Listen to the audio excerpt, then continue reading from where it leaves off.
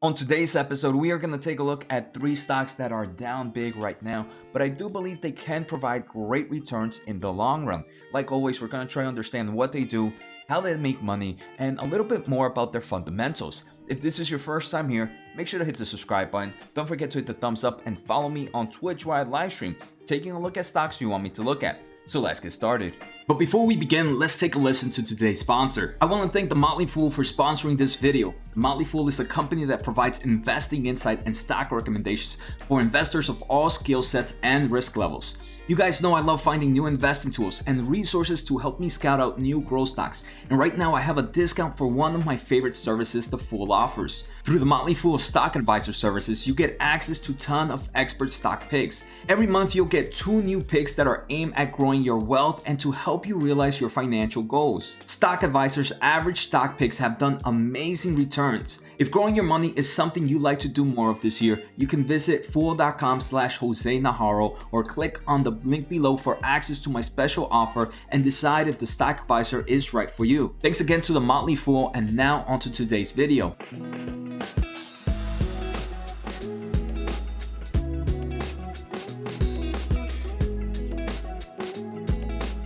Alright, so the first company we're going to take a look at is GoodRx. This is the company that helps consumers pay less for their prescription drugs. So GoodRx, first let's try to learn a little bit of how they make money. I have to be honest, when I first thought about GoodRx, I thought they used to sell the consumers information. But how does GoodRx make money? First, GoodRx is free to consumers, and they don't require that you create an account to search for prices or receive discounts. They make money from advertisements on their site and also referral fees. They also have a subscription model. Earlier in 2020, there was an article that said that GoodRx was selling your personal information to other big players. And here, GoodRx actually shared a little bit about their data privacy. And the first thing they mentioned is they have never and will never sell users' personal health information.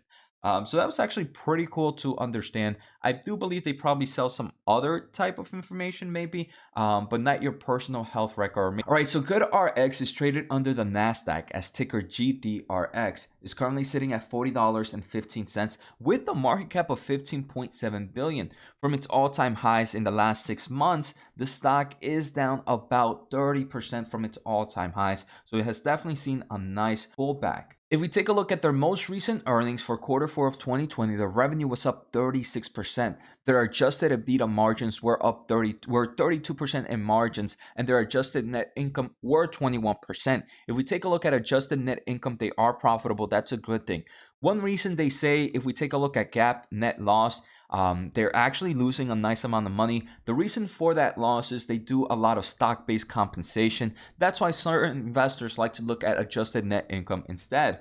For the full year of 2020, their revenue was up 42%. Margins were, again, in net loss in GAAP, were a loss mainly because of stock compensation. If not, their adjusted net income is actually $133 million. And that's about 24.2% margins. Their adjusted EBITDAs are also positive for the year at 36.9%. Monthly active consumers are up in this platform 32% compared to the same time last year, and subscribers has increased by 102%. And I want to say, even though this is in the health world, right, in the health department, I don't believe COVID has really,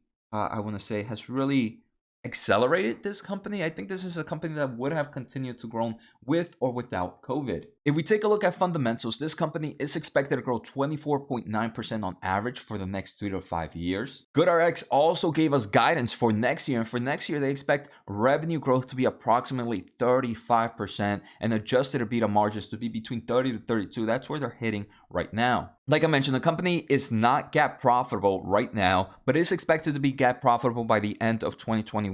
They are adjusted profitable, and they are positive in cash flow from operations. So fundamentally, this company looks pretty great. If we take a look at their balance sheet seems to be a little bit iffy, right? They have about $1 billion in cash and about $700 million in debt. So more cash than debt. That's a great thing. Remember, they are profitable and they also are positive in cash flow from operations. So it kind of allows me to overlook this. Right now, there's a total of 10 analysts looking at this stock, and 6 of them give it a buy, 4 give it a hold. The average price is about $50.50, and that's about a 26% increase from current prices right now. All right, so the second company we're going to take a look at, I do believe has been accelerated due to COVID situation, but I don't believe it's going to slow down too much now with reopening stuff. So this is Teladoc, which is a global leader in comprehensive virtual care. They do virtual care delivery. They also do provider enablement and do chronic care empowerment with their most recent acquisition. So Teladoc is traded under the New York Stock Exchange as ticker TDOC. In the past 6 months, the stock is down about 38% from its all-time highs. It has a market cap of $27.9 billion, about 28, and it's sitting at $181.26. If we take a quick look at some of the charts, first, member visits increased dramatically for Teladoc in 2020. Like I mentioned, I do believe COVID was a huge acceleration, but we can see even pre-COVID, this company was growing at crazy levels. Both visits and paid memberships are increasing. The company in 2019 became operating cash flow from operations positive, which is a great thing. They've been adjusted EBITDA profitable for the past 3 years, and their revenue is just growing at insane numbers. Over 80% of their revenue is actually reoccurring revenue. TDOC right now has about 20 analysts following it, 13 give it a buy, 7 give it a hold. Within that, the average price is $257, which gives it a 41% increase from current prices. If we take a closer look at some fundamentals, TDOC is expected to grow 25.5% on average for the next 3 to 5 years. The company, unfortunately, is not GAAP profitable right now. We saw they were adjusted EBITDA. They were also positive in cash flow from operations. All right, so if we take a look at their balance sheet, it's not, I want to say, my favorite, but because of this new acquisition, their long-term and other assets has increased dramatically. This company does not have that much cash compared to debt. It has about $1.4 billion in debt compared to $800 million in cash. I could see this company doing another offering if it hasn't within this quarter. The final company we're going to take a look at is Skillz, and this is a platform for competitive and mobile gaming. So Skillz has pretty much two main business. The first business is they have a game platform themselves, and they have games in there so you can play those games within their platform to make some form of money doing competitions, right? Doing esports tournament. The second thing is if you are a developer of a game company, you can use their tools to insert it into your game. Skillz right now has definitely pulled back a nice amount. It's traded under the New York Stock Exchange as ticker SKLZ. It's currently sitting at $17.26, and in the past 6 months all-time high, the stock is down 60.5%, and it currently has a market cap of $6.7 billion. There are a few, I recently just watched an interview with their CEO. I definitely would recommend going to like a platform and just taking a look and try to find some of the CEO interviews. I think that's a great way to learn a little bit more about the company and to learn a little bit more about the leadership. And overall, I am pretty excited about Skillz. Skillz has had some recent news. For example, on March 18th of 2021, they did announce a public offering at $24 per share. So that actually pulled the stock a nice amount, and the stock didn't hit that $24 and has just keep dropping from there.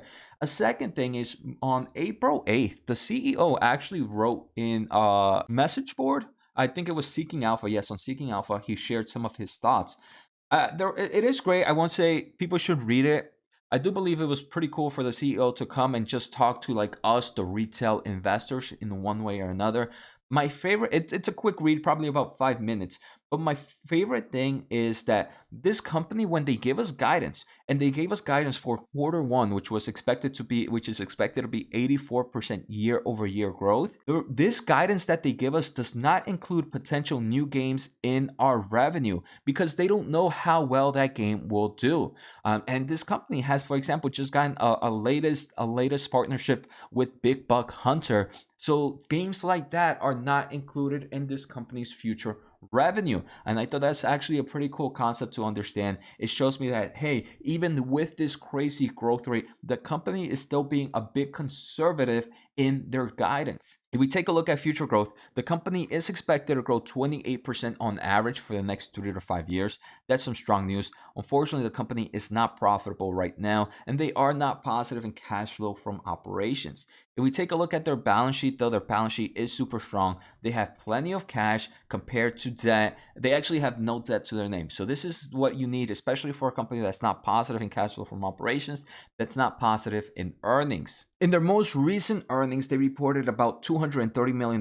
in revenue. That was a 92% revenue growth. That is insane. They also announced some great partnerships with different brands for the future, and I am excited to see their next quarter and the potential quarters from here. So right now, there are 6 analysts following Skillz. Out of those 6, 4 are giving it a buy, 2 are giving it a hold.